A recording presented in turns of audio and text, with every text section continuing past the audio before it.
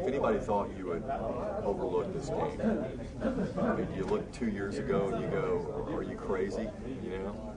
I mean, I've been through some rough ones in terms of this Mississippi State rivalry, and you know, they always bring their best foot forward when they play us, and they've got quality football players, and you know, the record doesn't really show it a lot this year, but they played some good football and have come a long way in terms of their program, and that just means that we're going to have to come out and play that much better than we have in the past, and try to come out with a victory just like we did last week.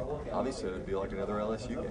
I mean, they're always a quality football team. What people don't realize, you know, you see the record and you know, just expect this or expect that, and you know, we still have to go out on the field on Saturday and play a game just like we did last week, and they're going to be trying to beat us. I mean, they're not just going to roll over and let us win. So we got to have a good week of practice in and try to get prepared for a good team.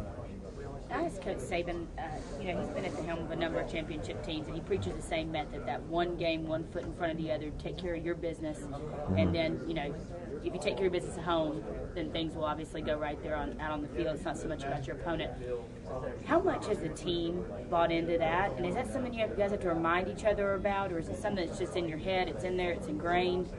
I think it's one of those things where the longer that he's been here, the more we've been able to kind of grasp onto his concepts as a coach, and you know, he does do a good job of kind of keeping us on track and keeping us focused week in and week out, and just being down this same road we did last year, and staying focused on these last few games and trying to finish out you know, the season.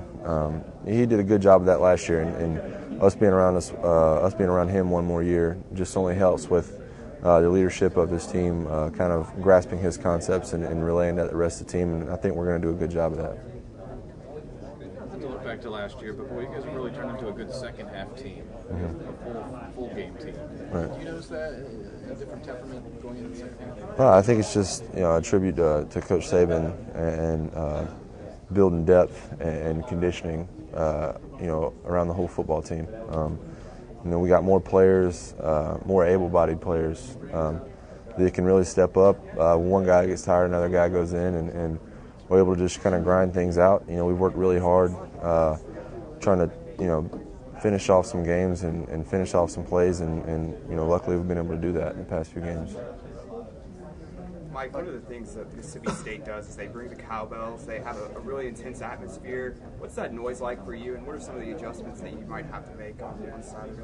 Yeah, it's one of the things playing the SEC. We play in some really tough venues and tough stadiums, and you know, we expect a riled up crowd, you know, ready for a good football game, and we're just going to have to make adjustments just like we do at any other away game, and try to make sure, you know, we're at the top of our game on communication and just making sure we understand each other, even if we can't hear each other, and just focusing that much more on the little things and the little plays that we have to make throughout the game. Like every week, you keep reading these things, you know, on the internet about the conspiracy, you know, to get Alabama and Florida unbeaten to the SEC championship game, and all the officiating, you know, snafus and all that.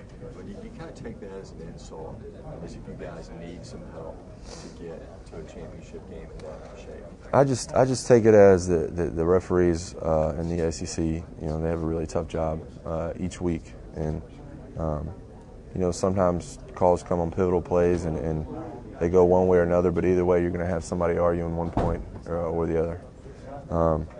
It's always, you know, it's got to go one way or another. We had a call, I think, on the first offensive play where we didn't have replay.